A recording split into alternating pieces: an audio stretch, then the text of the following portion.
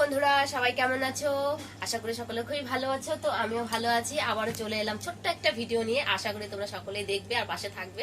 তোমরা সবসময় আমার পাশে আছো আমি জানি, তবুও আমি তোমাদের সাথে আর কি মানে হয় না, একটা অভ্যাসে পরিণত হয়ে গেছে, কথা না বললে একদমই ভালো লাগে না। আর এই সন্ধ্যাবেলা টাইমটা তো যেহেতু আমি লং ভিডিও দেই, তো লং ভিডিও কি দিব বুঝতে পারছিলাম না। শরীরটাও একটু খুব একটা ভালো নেই, তো কালকে রাতের থেকে খুবই ভীষণ ভীষণ খারাপ, জ্বর সর্দি কাশি আবারও লেগে গেছে।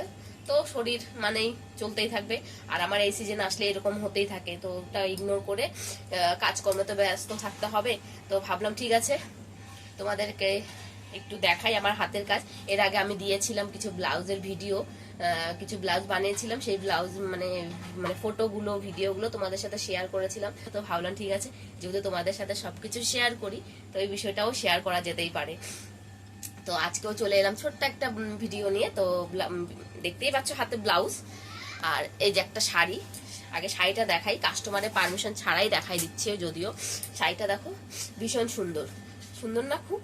তো শাড়িটা ফলস পিকো কমপ্লিট করলাম এই মাত্র। তো শাড়িটা দেখো, এটাকে মসলিন সিল্ক বলে মনে হয়, যতটা সম্ভব। আমার শাড়ির সম্পর্কে অতটা খুব একটা ধারণা নেই, কিন্তু যতটা সম্ভব ও মসলিনই হবে। আর আমার হাতে দেখতে পাচ্ছ ব্লাউজটা, সেটাও কেমন হয়েছে অবশ্যই কমেন্ট করে জানাবে। দেখো এই ব্লাউজের সাইজটা না ভীষণ ছোট, ও একদম রোগা পাতলা, তো যার ছিল আর কি ব্লাউজটা যে কাস্টমারের, ওর একদমই রোগা পাতলা, রোগা বলতে ভীষণ রোগা।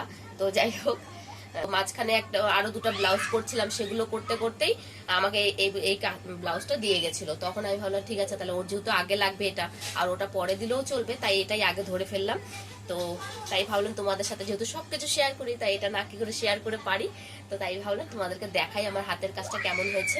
তো এই দেখো ব্লাউজটা, অবশ্যই বলো এটা না ছোট সাইজ, অনেকটাই ছোট সাইজ, তোমরা দেখে বুঝতে পারছো।